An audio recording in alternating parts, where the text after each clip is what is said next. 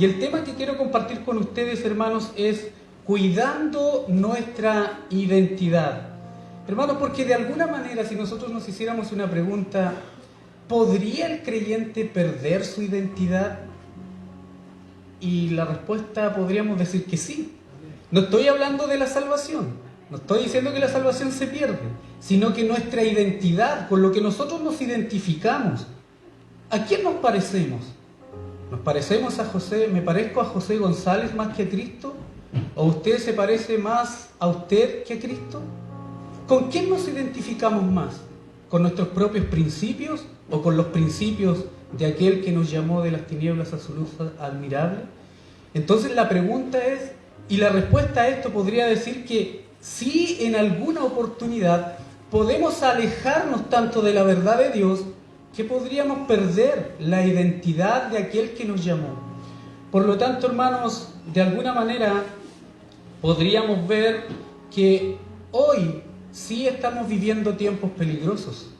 Y de alguna manera, amados hermanos, yo quisiera compartir con ustedes del texto que vamos a leer más adelante. Quisiera compartir 3 cosas, pero quizás voy a compartir un solo encabezado de este sermón porque se me va a dar para largo.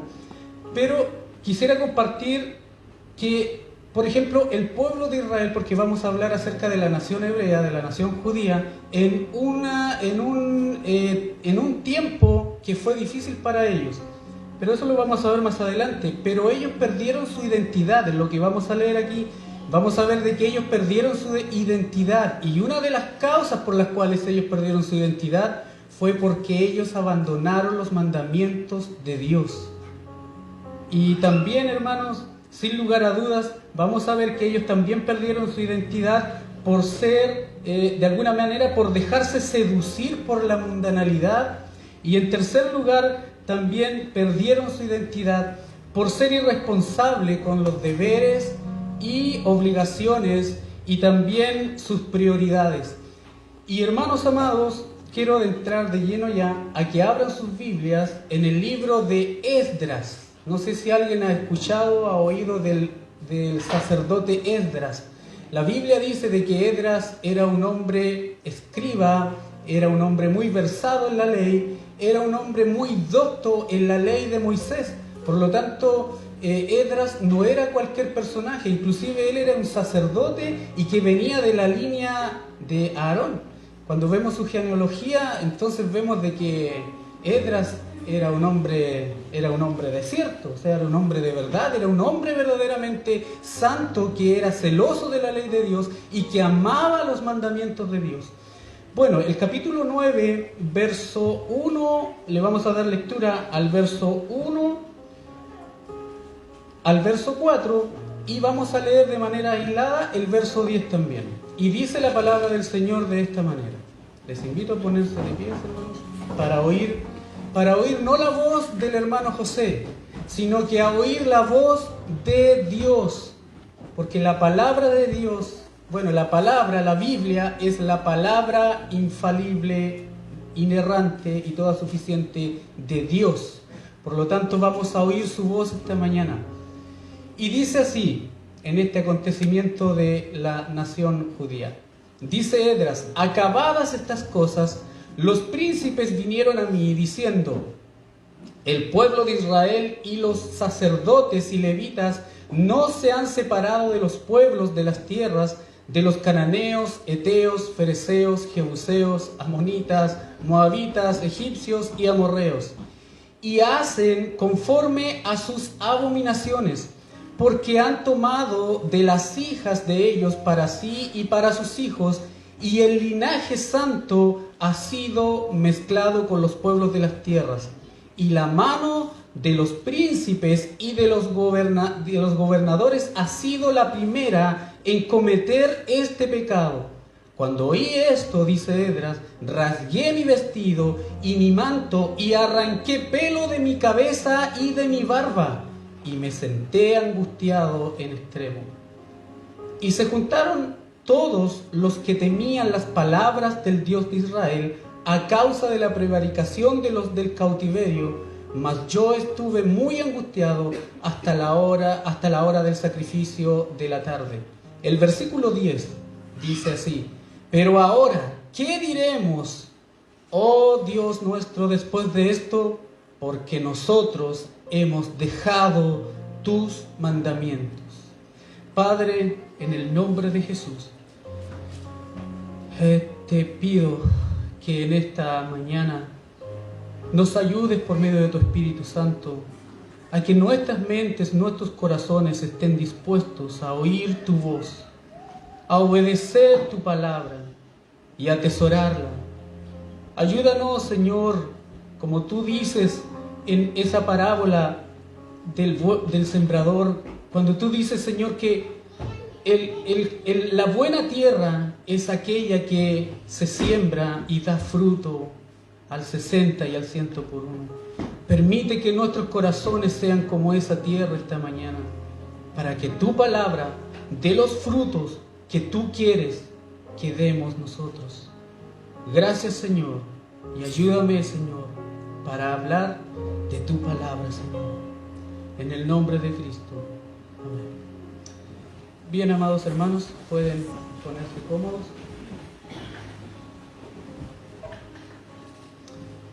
Antes de entrar de lleno en este pasaje bíblico que leí, porque esto es un episodio en el cual el pueblo o la nación judía se encontraba. Y para esto quisiera añadir una pequeña reseña histórica como introducción a este acontecimiento. Todos sabemos, hermanos, que Dios sacó al pueblo de Israel, ¿no es cierto?, de Egipto, para llevarlo al desierto. Y allí en el desierto, ¿qué fue lo que el Señor hizo? Los preparó y los constituyó como una nación. ¿Para qué? Para prepararlos para que ellos pudieran conquistar la tierra de Canaán. El pueblo, hermanos, después que fue preparado por Dios, entra en la tierra de Canaán. Luego de eso se dividen la tierra entre las 12 tribus y también la media de Manasés. Judá y Benjamín, las dos tribus de Judá y Benjamín quedan al lado sur y las otras demás tribus quedan en el lado centro y en el lado norte de esta región de Canaán. Después de esto viene un periodo que es el periodo de los jueces, donde los israelitas le piden a Dios que les dé un rey. Dios les da un rey. El primer rey fue Saúl, el segundo David, el tercero Salomón y el cuarto, el hijo de Salomón, fue el rey Roboam. Este rey Roboam terminó dividiendo la nación de Israel y ahí es donde se divide la nación y se le llama ahora a Judá y a Benjamín. Las regiones del sur, la región del sur, la parte del sur se le llama el reino del sur, que es Judá, y en el norte las demás 10 tribus se le llaman el pueblo de Israel. Y ahí es donde se divide en este caso el reino de Judá, el reino de Israel se divide en dos. Por un lado nosotros siempre leímos en la Biblia que se habla de reyes de Israel, reyes de Judá. Por esa razón, porque en ese tiempo, cuando Roboam tomó el reino, para hacerse cargo del reino, él dividió el reino. Y por esa razón nosotros podemos ver en nuestras Biblias que se hablan de reyes de Judá, reyes de Israel. Bueno, hermanos, pasaron muchos años y también, obviamente, vinieron muchos otros reyes. Y aquí podemos ver al último de los reyes de Judá, que se llamó Sedequías. Este rey, dice la Escritura, que hizo lo malo ante los ojos del Señor. Dios, en medio de todo esto, levanta un profeta llamado Jeremías, quien le dice al rey Ezequías y al pueblo que si no se arrepienten de sus pecados, Dios les castigará. El rey Sedequías y el pueblo no se arrepienten y Dios impone una sentencia. ¿Y cuál fue esa sentencia? Por boca del mismo profeta Jeremías, Dios le manda a decir a la nación judía que ellos iban a ser castigados mediante que un pueblo del norte iba a venir, que en este caso era el imperio babilónico, y los iba a tomar cautivos.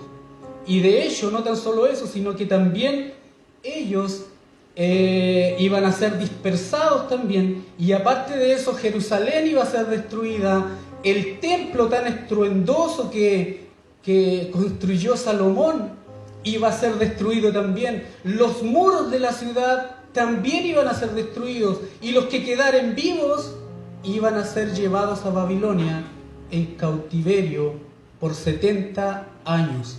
Eso fue lo que ocurrió, hermanos, históricamente con la nación hebrea. Luego de eso, hermanos, Jeremías profetiza que ellos iban a estar 70 años en cautiverio en Babilonia y serían dejados en libertad. ¿Cómo sucede esto? Después del cautiverio babilónico, Dios levanta otro, o sea, después del imperio babilónico, Dios levanta otro imperio, y es el imperio persa.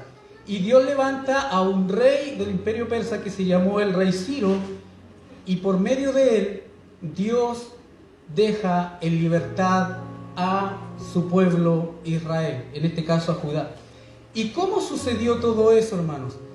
Esta puesta en libertad del pueblo de Israel sucedió en 3 etapas. En primer lugar, hubo un regreso desde Babilonia a Jerusalén, y el primer regreso fue liderado con un sacerdote llamado Josué y un líder llamado Zorobabel. Y ellos, cuando salieron de Babilonia, fueron en un primer regreso con un propósito, y ese propósito fue reconstruir o reedificar el templo. Hubo también un segundo regreso, que es el cual nos vamos a centrar aquí, que es el regreso que hizo Esdras con otro grupo de gente también, y el segundo regreso tenía el propósito de restaurar la parte religiosa de Israel.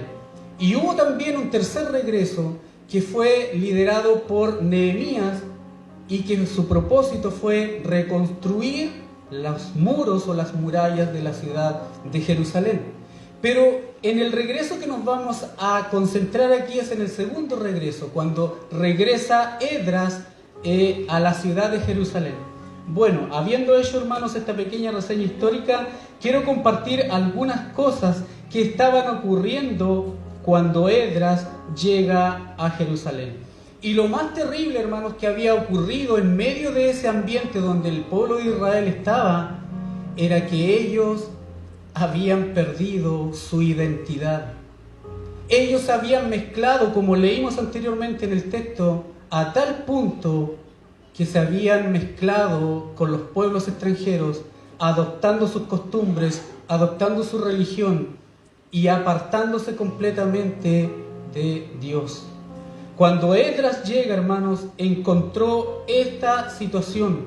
Lamentablemente, como vimos en esta pequeña reseña histórica, hermanos, el propósito del primer regreso fue reconstruir el templo. Y de verdad los israelitas lo reconstruyeron, de verdad lo reedificaron.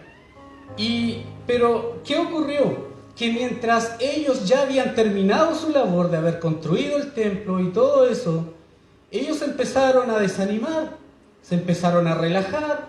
Ya la obra ya está hecha, total, ya ¿qué más vamos a hacer? Y eso los llevó a mezclarse con las naciones extranjeras. Perdieron el sabor, perdieron el tinte, el brillo, por lo cual Dios los había llamado. ¿Y qué ocurrió? Que al final ellos terminaron haciendo lo mismo que hacían las naciones paganas. Amados hermanos, después del primer regreso con Zorobabel y Josué, el segundo regreso, como dije anteriormente, fue con Esdras, y ocurrieron desde el primer regreso al segundo regreso unos 82 años, más o menos, y llega Esdras en su segundo regreso. Hermanos, y cuando Esdras llega a la ciudad de Jerusalén, él pensaba que él iba a encontrar a los hermanos hebreos, a sus hermanos judíos, sirviendo al Señor, oficiando las cosas en el templo, como celebrar la Pascua, los panes sin levadura, la fiesta de los tabernáculos, Él pensaba que iba a encontrar a los sacerdotes oficiando ahí los sacrificios para que los pecados le sean perdonados al pueblo. Él pensaba que todo eso iba a encontrar. Pero cuando él llegó, amados hermanos, ¿saben de lo que fue informado? De que los sacerdotes y los principales hombres que debían enseñar la palabra de Dios al pueblo, ellos habían adulterado, fornicado y practicando cosas de los pueblos paganos.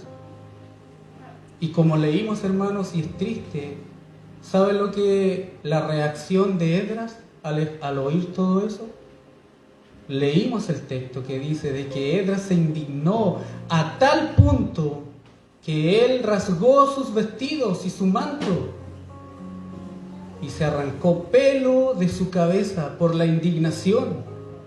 Se arrancó pelo de su barba al ver que sus hermanos, que debían estar siendo luz para las naciones, ellos eran los primeros que estaban practicando las cosas malas que Dios abominaba. Amados hermanos, esa indignación que sintió Esdras me llama la atención, hermanos. Muchas veces nuestro pastor nos ha enseñado que cuando nosotros, los nacidos de nuevo, los que hemos verdaderamente venido a Cristo, conocemos al Señor, no lo conocemos en todo su esplendor, pero lo que Él nos ha revelado de Él ha sido porque Él nos sacó de las tinieblas a su luz, porque hemos sido regenerados. Y cuando nos ha pasado eso a nosotros, ¿saben lo que ocurre en nosotros? Que ahora nosotros debemos amar lo que Dios ama y aborrecer lo que Dios aborrece. Eso debe ocurrir en nosotros. Y creo que ese celo, hermanos, fue lo que le ocurrió a Esdras en este acontecimiento. Proverbios 6:16 dice unas cosas bien duras y drásticas. Él dice: 6 cosas aborrece Jehová, y aún 7 abomina su alma. ¿Qué cosas son? Los ojos altivos, la lengua mentirosa, las manos que derraman sangre inocente, que es lo que estamos viendo hoy en día acerca del aborto, el corazón que maquina pensamientos inicuos, los pies presurosos para correr al mal, el testigo falso que habla mentiras y el que siembra discordia entre hermanos. Hermanos, y yo creo que el pueblo de Israel, el pueblo de Judá, la nación hebrea, cuando Esdras llegó en este momento, en este preciso instante, yo creo que la mayoría de estas cosas estaban sucediendo ahí en la nación hebrea. Amados hermanos, que el Señor nos ayude para que nosotros podamos tener ese celo de Dios. Dios llamó a su pueblo Israel para que fuera un pueblo santo, apartado, separado. Amados hermanos, el capítulo 9 del libro que leímos, el versículo 1 y 2, hace una apreciación de 2 cosas que quiero poner énfasis. Dice: no se han separado de los pueblos extranjeros, y el linaje santo ha sido mezclado. Miren, nosotros leímos una lista aquí que habla de con qué pueblos se mezcló la nación hebrea en esos momentos. Los cananeos, heteos, fereceos, jebuseos, hebreos, egipcios, amorreos. No dice hebreos, ¿no es cierto? Pero si hubiésemos puesto el nombre hebreos, habría pasado por inadvertido. ¿Saben por qué? En ese tiempo, los hebreos estaban haciendo las mismas cosas, practicando la misma idolatría de los pueblos paganos. Por lo tanto, no habría habido ninguna distinción entre los judíos y entre los pueblos cananeos. Porque, ¿saben lo que pasó allí? Ellos perdieron su identidad y no se identificaban si verdaderamente era el pueblo de Dios o no. Por esa razón, hermanos, una de las cosas que ocurrió allí es que la nación se desvió de la verdad de Dios. Hermanos, y por eso es que en este momento quiero compartir con ustedes el primer encabezado de este sermón. Y es La primera causa que vemos aquí por la cual el pueblo de Israel o la nación hebrea perdió su identidad es porque ellos abandonaron los mandamientos de Dios. El capítulo 9 del libro de Esdras que leímos, verso 10 dice, Esdras, pero ahora, ¿qué diremos, oh Dios nuestro, después de esto? Porque nosotros hemos dejado tus mandamientos. Por esa razón el pueblo estaba de esa manera. Amados hermanos, uno de los mandamientos que más le costó al pueblo de Israel obedecer fue: no tendrás dioses ajenos delante de mí. Y también uno de los segundos también que más le costó al pueblo de Israel fue que ellos no debían aliarse con las naciones extranjeras. Ellos no debían hacer eso con los pueblos paganos, pero aún así ellos se aliaron y se juntaron mezclándose con los pueblos extranjeros. Y quisiera, hermanos, que abrieran sus Biblias en Éxodo 34, versos 17 al 11, y quisiera leer lo que Dios le dice al pueblo de Israel, no como una sugerencia, sino que como un mandamiento absoluto de Dios. Porque si ellos no obedecían esto, simplemente a la larga iban a tener consecuencias. Mire lo que dice el capítulo 34 de Éxodo, verso 11 al 17. Dice de esta manera: guarda lo que yo te mando. Esto es lo que está hablando Dios. No está hablando cualquier personaje aquí. Este es Dios hablando por medio de Moisés. Guarda lo que yo te mando hoy. He aquí que yo echo delante de tu presencia al amorreo, al cananeo, al eteo, al fereceo, al heveo y al jebuseo. Guárdate de hacer alianzas con los moradores de la tierra donde has de entrar, para que no sean tropezadero en medio de ti. Derribaréis sus altares y quebraréis sus estatuas. Cortaréis sus imágenes de acera, porque no te has de inclinar a ningún otro Dios, pues Jehová, cuyo nombre es celoso, Dios celoso es. Por tanto, no harás alianzas con los moradores de aquella tierra, porque fornicarán en pos de sus dioses y ofrecerán sacrificios a sus dioses, y te invitarán y comerás de sus sacrificios, o tomando de sus hijas para tus hijos, fornicando sus hijas en pos de sus dioses, harán fornicar también a tus hijos en pos de los dioses de ellas. No te harás dioses de fundición. Hermanos, como decía anteriormente, esto no es una sugerencia de Dios.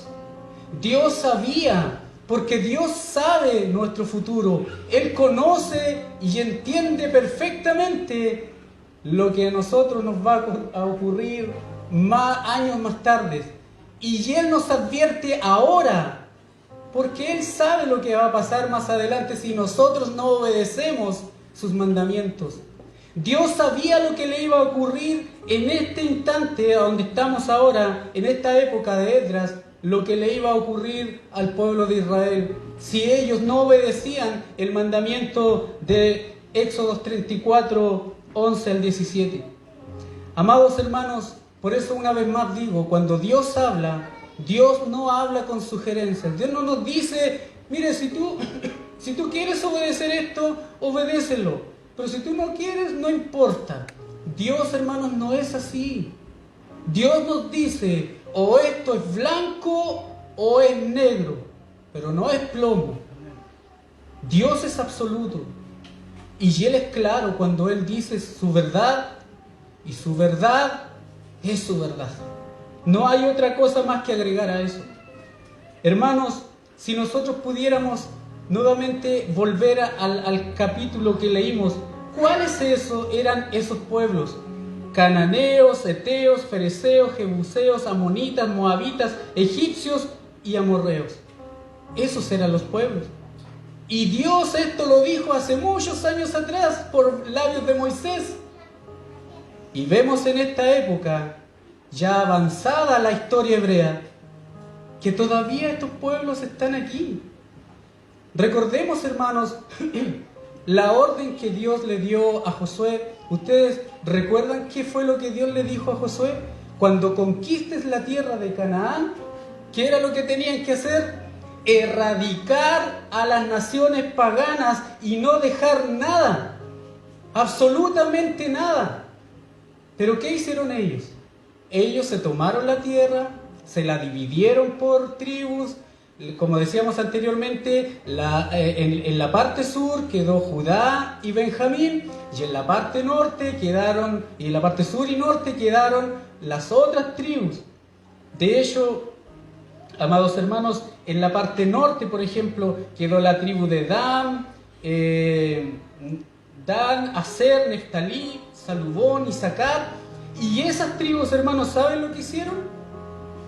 Hicieron lo mismo de lo que estamos viendo en este acontecimiento del libro de Esdras.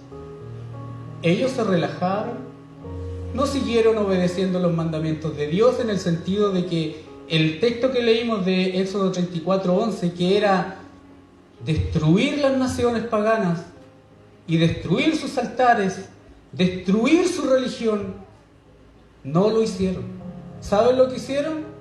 Dan, Neftalí, Aser empezaron a relajarse y a hacer alianzas nuevamente con los pueblos paganos. Y no tan solamente hicieron alianzas comerciales, sino que hicieron alianzas, hermanos, con sus propios ídolos. Ellos empezaron a practicar la idolatría de esos pueblos. Quizás hoy podríamos decir que en el tiempo de hoy no podríamos decir Moloch ni nada de eso, pero podríamos decir ideologías, filosofías, ideas que nos están introduciendo por los medios de comunicación. Ese es un tema que voy a hablar más adelante, hermanos. Quizás no lo voy a alcanzar a hablar, pero de alguna manera eso es lo que ocurrió en este episodio cuando Josué tenía que conquistar la tierra. Las tribus del norte se relajaron y empezaron a hacer alianzas con las demás naciones, hermanos. Bueno, amados hermanos, pasa el tiempo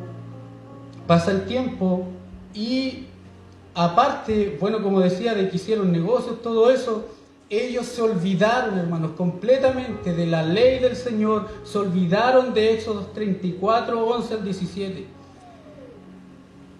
Amados hermanos, quizás aquí vamos a entender una frase que es muy nombrada del libro de Josué.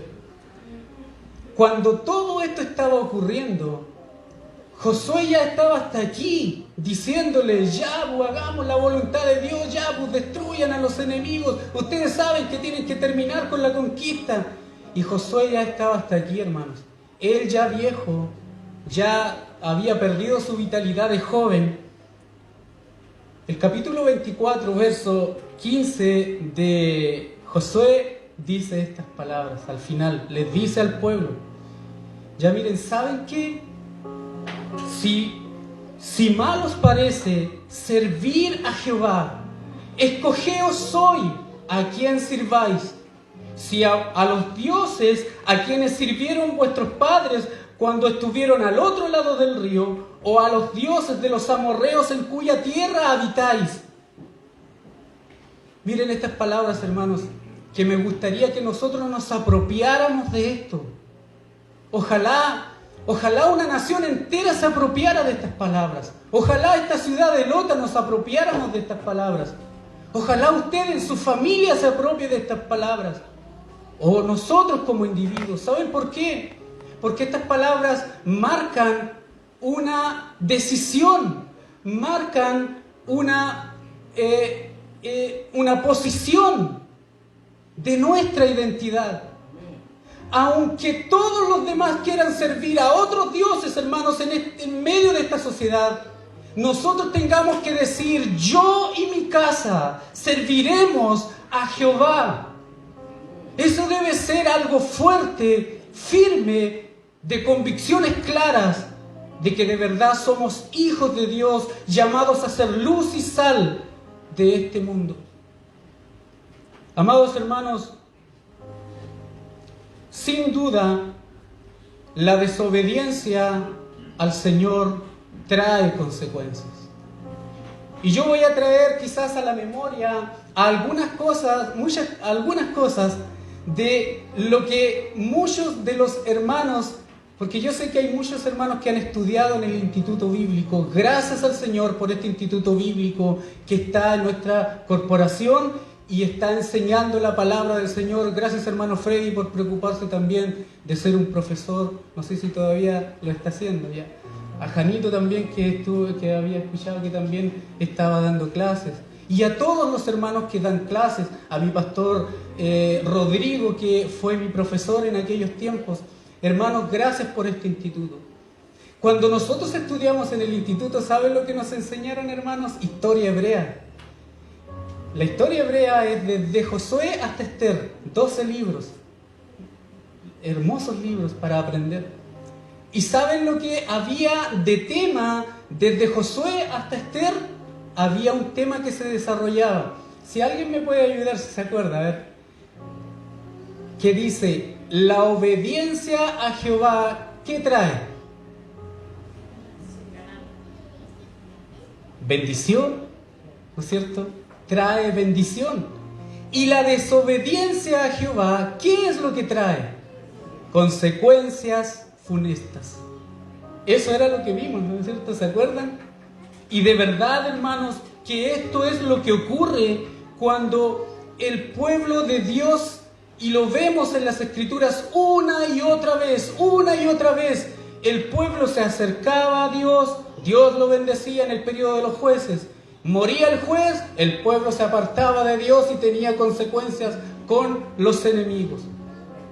Amados hermanos, este consejo de Dios, miren, nosotros, amados, siempre tomamos una palabra que yo sé que muchos la usamos. El Dios de ayer es el mismo de hoy, ¿no es cierto? Y sobre todo cuando Dios sana, cuando Dios hace un milagro, decimos: oh sí, yo sé que Dios puede hacer un milagro y yo sé que Dios puede sanar, porque el Dios de ayer es el mismo de hoy. ¿No es cierto? Amén. Pero saben, amados hermanos, que así como el Dios de ayer es el mismo de hoy en cuanto a sanidades y milagros, el Dios de ayer es el mismo de hoy en cuanto a su disciplina. Dios no dejará pasar por alto la disciplina a su pueblo. Desvíese un poco usted si es un verdadero hijo del Señor o una verdadera hija del Señor. Desvíese, váyase al mundo, haga lo que quiera. Estoy seguro que en una semana Dios lo va a traer. Estoy seguro. Amados hermanos, quisiera decir que Dios es inmutable. El mismo Dios de ayer es el mismo de hoy. Dios sigue disciplinando a su pueblo. Dios sigue ordenando a su pueblo. Dios sigue usando su palabra para alinear a su pueblo. Y Dios sigue usando su palabra como una plomada para tener que cuadrar a su pueblo delante de Él. Y que su pueblo viva en su voluntad y no en sus propios principios. Amados hermanos, quisiera decir algo aquí como, digámoslo así, como algo práctico. Mire, yo no sé, quizás pueda ser a lo mejor la situación de más de algunos de aquí, porque a mí me ha pasado también. Yo en momentos he cedido al pecado producto de mis propios deseos y de mi propia concupiscencia. Y puede ser que más de alguno de aquí a lo mejor esté en algún pecado, no lo sé. Pero amado hermano, quiero decirte una cosa. Tú puedes elegir el pecado que quieras. Puedes elegir mentir, puedes elegir robar, adulterar, fornicar, cualquier cosa que se te pueda ocurrir. Tú puedes elegirlo.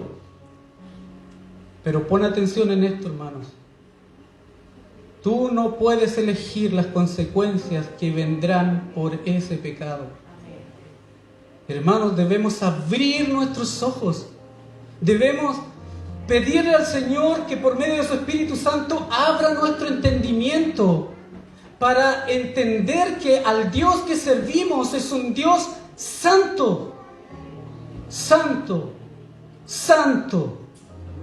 Cuando cantamos esa alabanza, santo, santo, debiera estremecerse nuestra vida, hermanos. Porque Dios es un Dios de verdad, no de mentiras. Amados hermanos, el pueblo de Israel tenía una gran responsabilidad. ¿Saben por qué? Porque cuando Dios escogió a Israel, lo escogió con algunos propósitos. Y esos propósitos, y voy a volver a recordar lo que hemos estudiado, hermanos, ellos no debían perder su identidad. ¿Por qué razón? Porque Dios los escogió para que fueran un pueblo santo. Dios los escogió para que fueran un pueblo y ellos fueran el testigo fiel del único Dios verdadero a todas las naciones. Dios los escogió para que ellos fueran luz a las naciones. Dios también los escogió para que ellos también pudieran en ellos Dios depositar su palabra, para que ellos pudieran enseñársela a las naciones. Y también lo más extraordinario y más hermoso de todo, hermanos, es que Dios eligió a este pueblo para usarlos a ellos, para que por medio de ellos viniera nuestro gran y amoroso y extraordinario Redentor que se llama Jesucristo. Ellos tenían verdaderamente, hermanos, una gran responsabilidad de ser luz y sal, de ser un pueblo santo. Nosotros, hermanos, hoy también tenemos una gran responsabilidad. Tenemos una gran responsabilidad, hermanos. Pero a pesar que Israel tenía una gran responsabilidad, lamentablemente Israel fallaba una y otra vez. Pero la gracia de Dios siempre los acompañó también. Amados hermanos, nosotros hoy podríamos decir que qué desobediente era el pueblo de Israel, ¿no es cierto? Podríamos decir. Y de verdad que era desobediente. Pero también, hermanos, nosotros de alguna manera somos la caricatura de Israel. Porque yo podría preguntar ahora, y me he preguntado muchas veces a mí mismo, ¿cuántas veces yo he sido fiel todo el tiempo al Señor?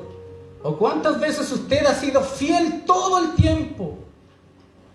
¿Cuántas veces usted ha quebrantado ese mandamiento que dice amarás al Señor tu Dios con todo tu corazón, con todas tus fuerzas? ¿Cuántas veces no lo hemos hecho ni por un segundo? ¿Sabe por qué nosotros amamos a Dios? Porque Dios nos amó a nosotros primero. ¿Y por qué nos amó? Nos amó por medio de nuestro gran Salvador Jesús.